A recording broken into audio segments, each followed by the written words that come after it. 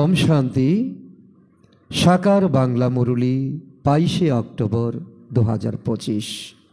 আজকে বাবা বলেছেন, মিষ্টি বাচ্চারা, তোমরা যখন কাউকে বোঝাও অথবা ভাষণ করো তো বাবা বাবা বলে বোঝাও, বাবার মহিমার স্বীকৃতি করো, তবে তীর বিদ্ধ হবে।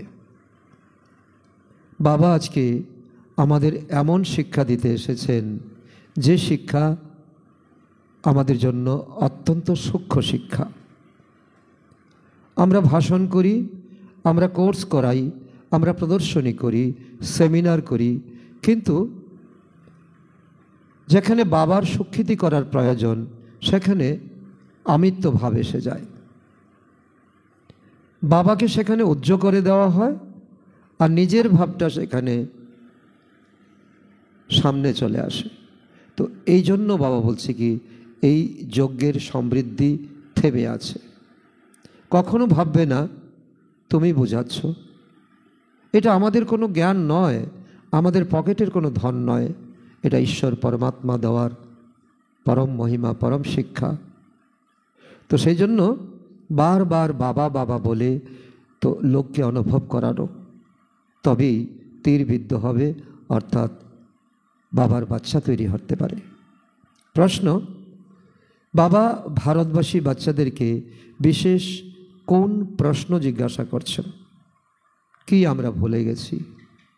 উত্তর, তোমরা অর্থাৎ ভারতবাসী বাচ্চারা যারা এত বিত্তশালী ছিলে, সর্বগুণ সম্পন্ন, ষোলকলা সম্পন্ন, দেবতা ধর্ম ছিলে, তোমরা পবিত্র ছিলে, কাম কাটারি চালাতে না, অনেক ধনবান ছিলে, আবার তোমরা এত দিওলিয়া বা নিঃস্ব কীভাবে হলে? কারণ জানা আছে কি? বাচ্চারা, তোমরা কিভাবে গোলাম হয়ে গেলে? এত সমস্ত ধন দৌলত কোথায় হারিয়ে ফেললে? মনে করে দেখো। তোমরা পবিত্র থেকে কিভাবে পতিত হয়ে গেলে? তোমরা অর্থাৎ বাচ্চারাও এরকম ধরনের বাবা বাবা বলে অপরকে বোঝাও, তবে সে সহজভাবে বুঝতে পারবে। কারণ আমাদের ঈশ্বরীয় জ্ঞান এটা হলোই একটা কাহিনীর মতো, গল্পের মতো। আমাদের জীবনের 84 জন্মের উত্থান আর পতনের কাহিনী। এক সময় যে আমরা বিত্তশালী ছিলাম, দেবতা ধর্মের ছিলাম, আমাদের মধ্যে কোনো কাম বিকার ছিল না, ধনবান ছিলাম, আমরা কি করে এত নিঃস্ব হয়ে গেলাম?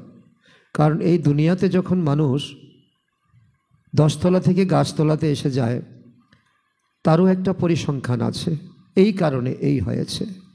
তো আজকে আমাদের এত সমৃদ্ধির থেকে আজকে এত কানাকড়িহীন হয়ে গেলাম, তার কারণ কি?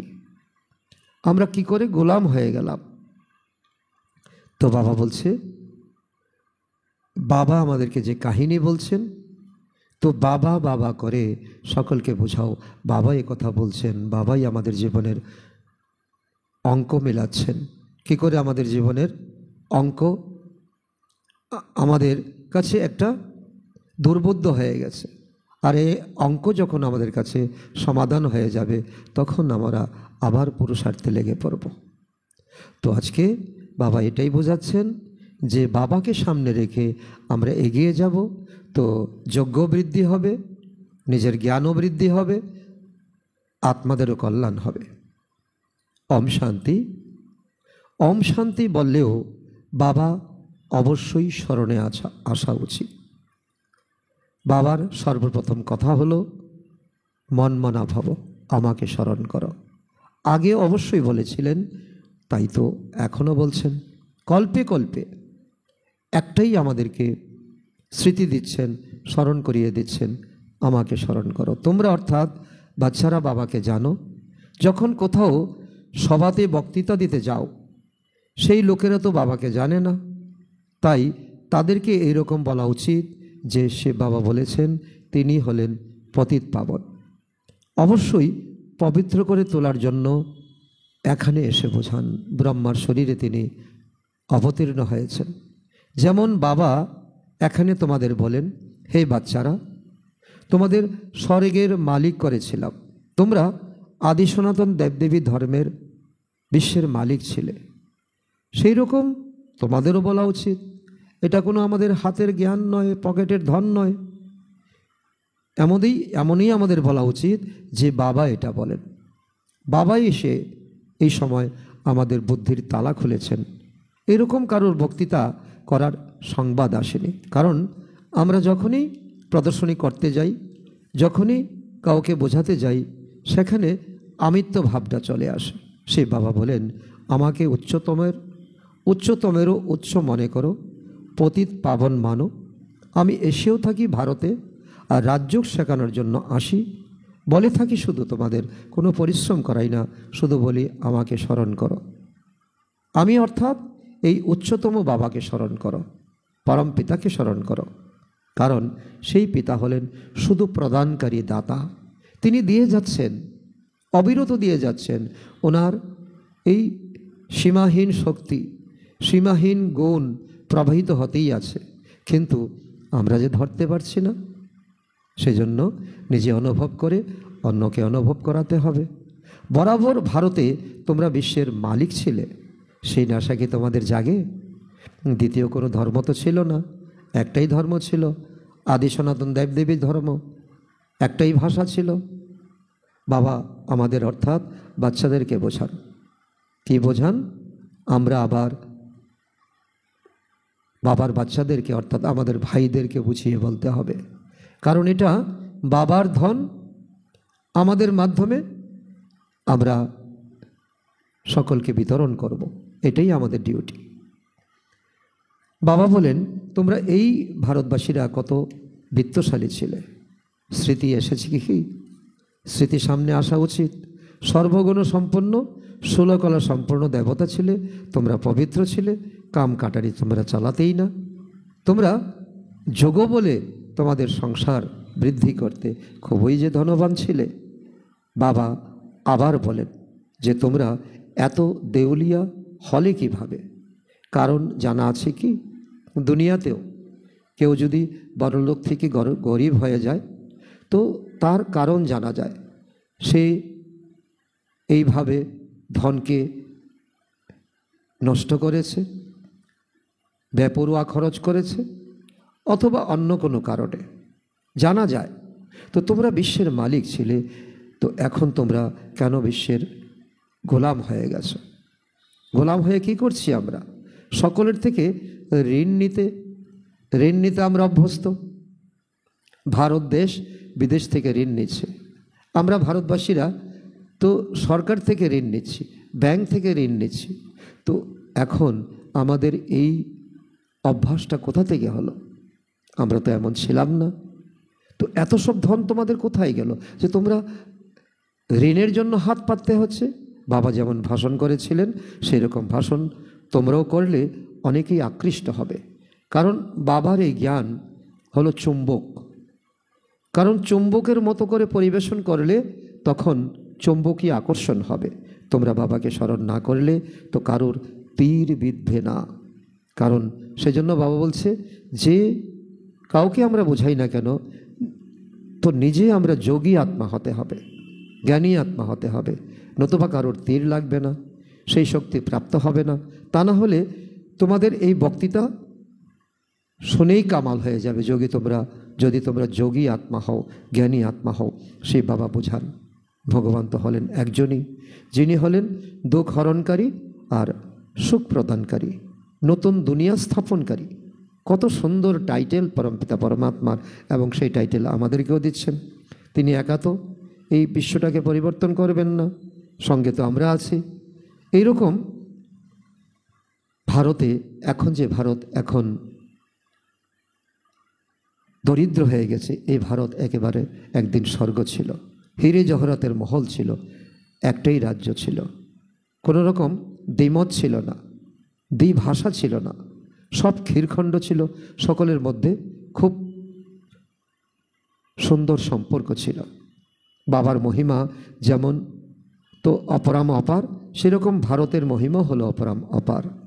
ভারতের মহিমা শুনে সকলে খুশি হবে। কারণ যে ভারতে ভগবানের আবির্ভাব হয়, অবতরণ হয়, ভারত স্বর্গ দুনিয়ার দুনিয়া, রাজ্য, এটা হলো সেই ভারতবর্ষ। বাবা বাচ্চাদের জিজ্ঞাসা করেন, বাচ্চারা এত ধন দৌলত কোথায় হারিয়ে ফেলেছ? মনে পড়ে কি কে হারিয়ে দিয়েছে তোমাদের? ভক্তি মার্গে তোমরা কত খরচ করেছ, মন্দির বানিয়েছ, তীর্থ করেছ, যজ্ঞ করেছ, তপ কত কিছু করেছ, পূজা অর্চনা করেছ, কত মন্দির তৈরি করেছ, এবং মন্দির তো সোনা দিয়ে বানিয়েছ। বাবা বলেন, খেয়াল করো, তোমরা পবিত্র থেকে তো পতিত কি করে হলে?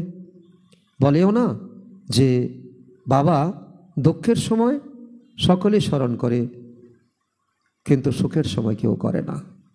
আর সুখের সময় যদি করত আর দুঃখ আসতই না। তো সেই জন্য কিন্তু তোমাদের দুঃখী কে করেছে?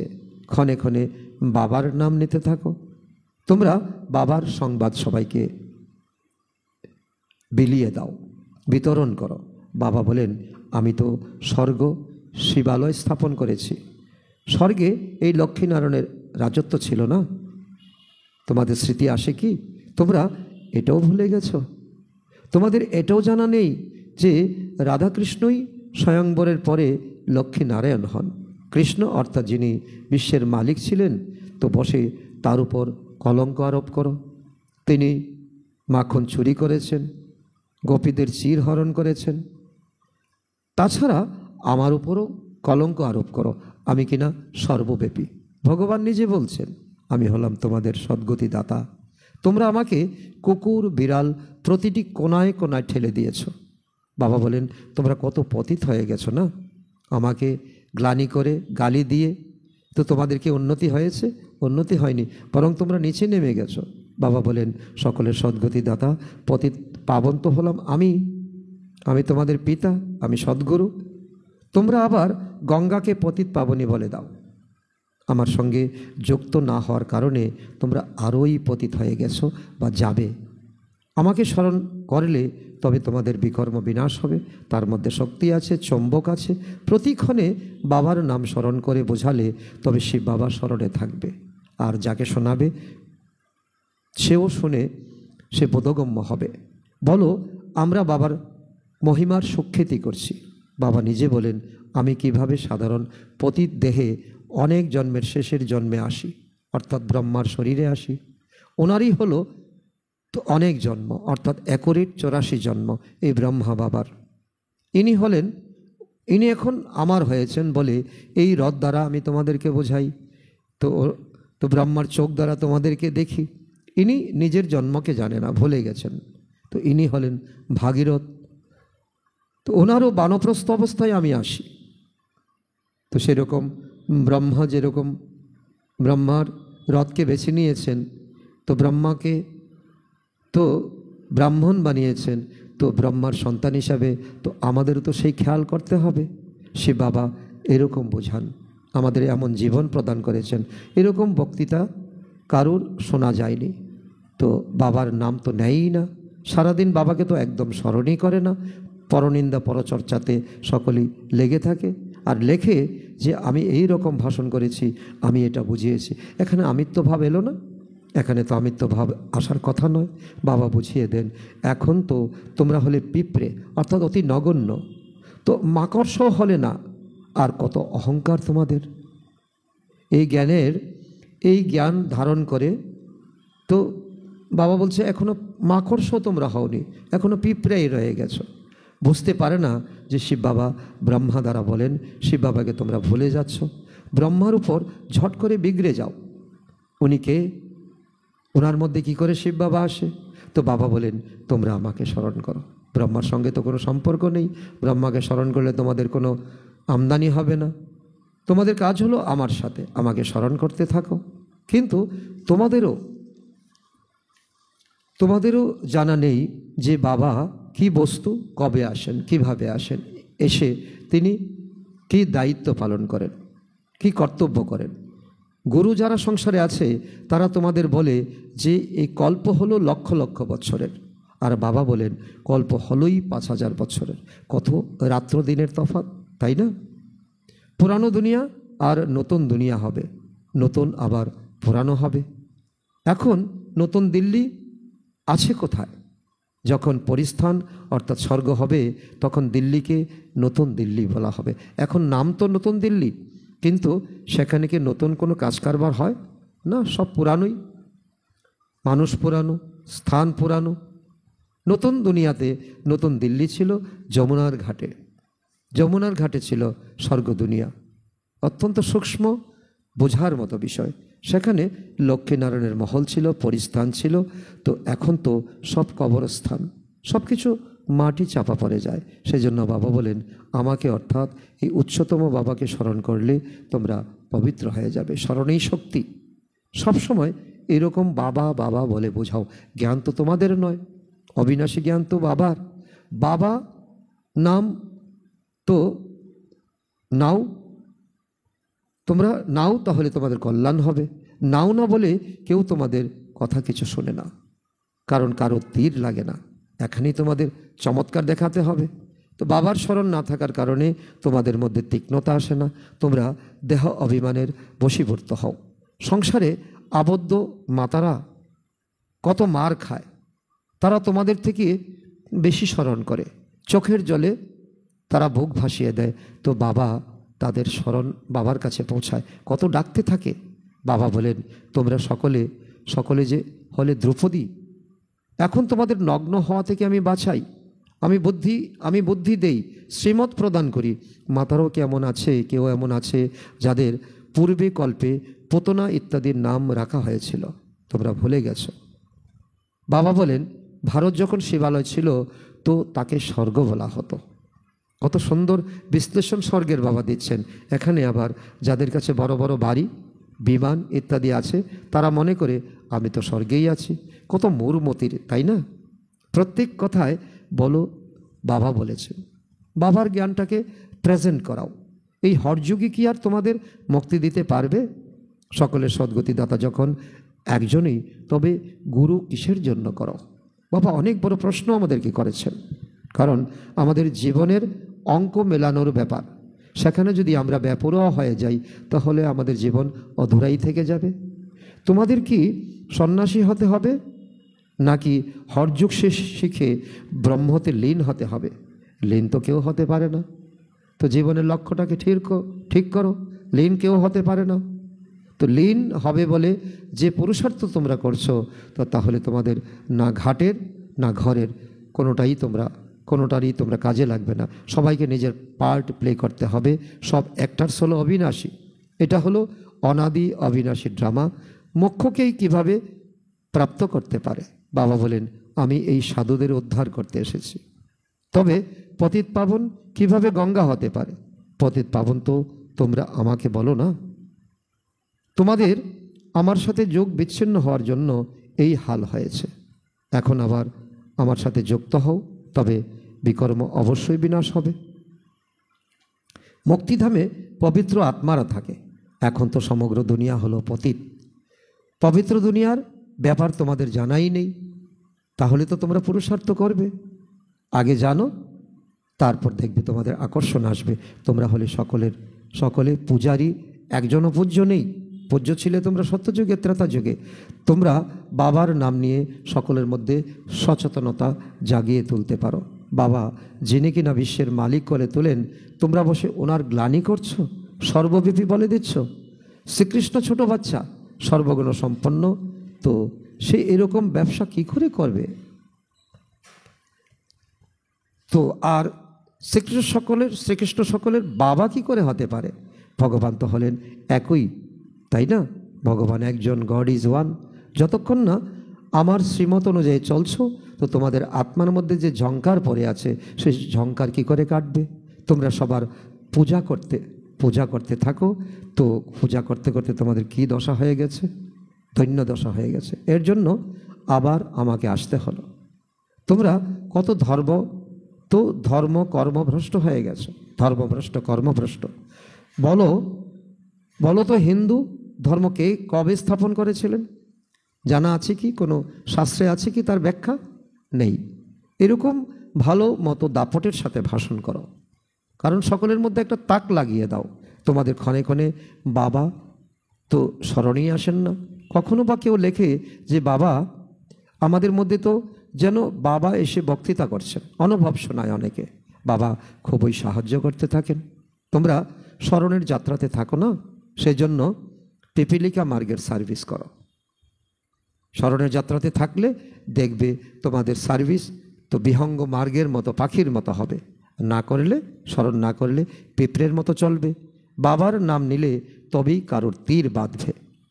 বাবা বুঝান, বাচ্চারা তোমরা অলরাউন্ড 84 জন্মের চক্রে আবর্তিত হয়েছ, তাই তোমাদেরই বোঝাতে হবে। আমি ভারতেই আসি, যারা পূজ্য ছিল তারাই পূজারী হয়েছে, আমি তো পূজ্য পূজারী হই না। বাবা বলেছেন এই সুর ছড়িয়ে দিতে থাকো, শুধু বাবা বাবা বাবা বাবার মহিমা করতে থাকো। তোমরা যখন এরকম ধরনের বক্তৃতা দাও, তো আমি যখন ওই রকম শুনবো, তখন বুঝবো যে এখন তোমরা পিঁপড়ে থেকে মাকড়সা হয়েছ। বাবা বলেন, আমি তোমাদের পড়াই, তোমরা শুধুমাত্র আমাকে স্মরণ করো। এই রথ দ্বারা তোমাদের বলছি যে আমাকে স্মরণ করো। রথকে কি আর স্মরণ করতে হবে? রথ তো স্মরণে লেগেই আছে। বাবা এরকম বলেন, বাবা এটা বুঝান, এরকম তোমরা বলো। তারপর দেখো তোমাদের তো সেই প্রভাব কত বিস্তার হয়। বাবা বলেন, দেহসহ সমস্ত সম্বন্ধ থেকে বুদ্ধির যোগ ছিন্ন করো। নিজের দেহকেও ত্যাগ করলে বাকি থাকে আত্মা। নিজেকে আত্মা মনে করে আমাকে অর্থাৎ এই বাবাকে স্মরণ করো।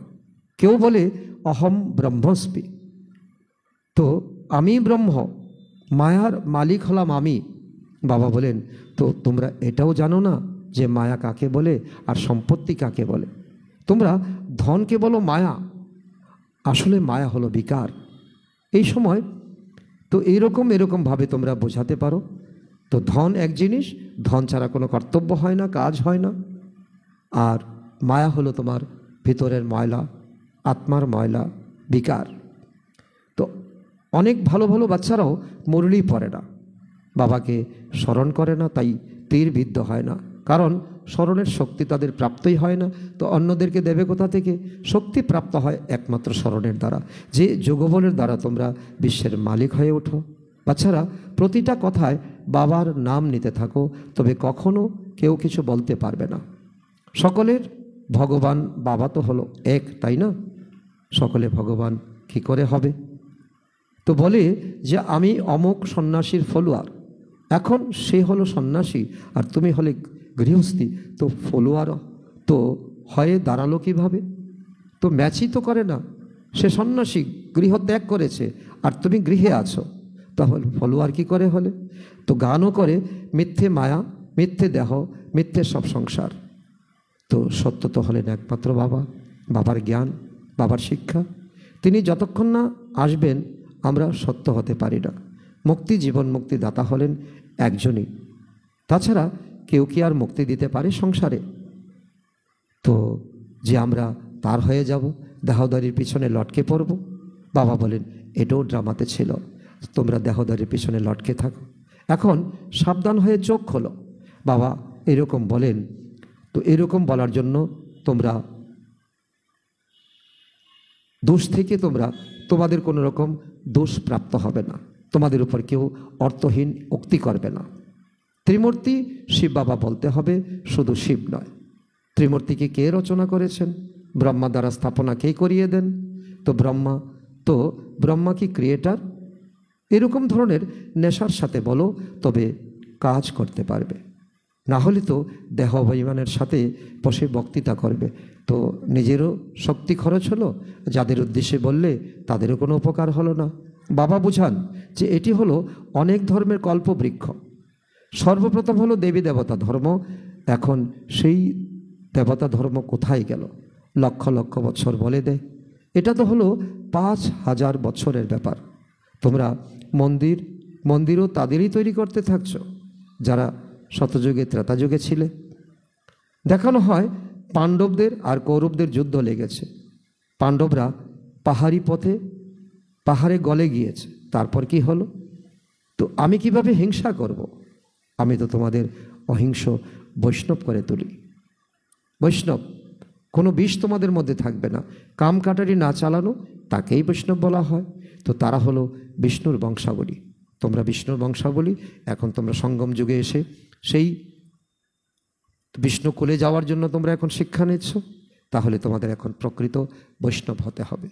আচ্ছা, মিষ্টি মিষ্টি হারানিধি বাচ্চাদের প্রতি মাতা পিতা বাপদাদার স্মরণের স্নেহ সুমন আর সুপ্রভাত। আত্মাদের পিতা তার আত্মারূপী বাচ্চাদের জানাচ্ছেন নমস্কার। আমরা আত্মারূপী সন্তানরা আমাদের মাতা পিতা বাপদাদাকে জানাই স্মরণের স্নেহ সুমন, সুপ্রভাত ও নমস্কার। ধারণার জন্য মোক্ষ সার 1 নম্বর, সার্ভিসে সফলতা প্রাপ্ত করার জন্য অহংকারকে ত্যাগ করে প্রতিটি কথাতে বাবার নাম নিতে হবে।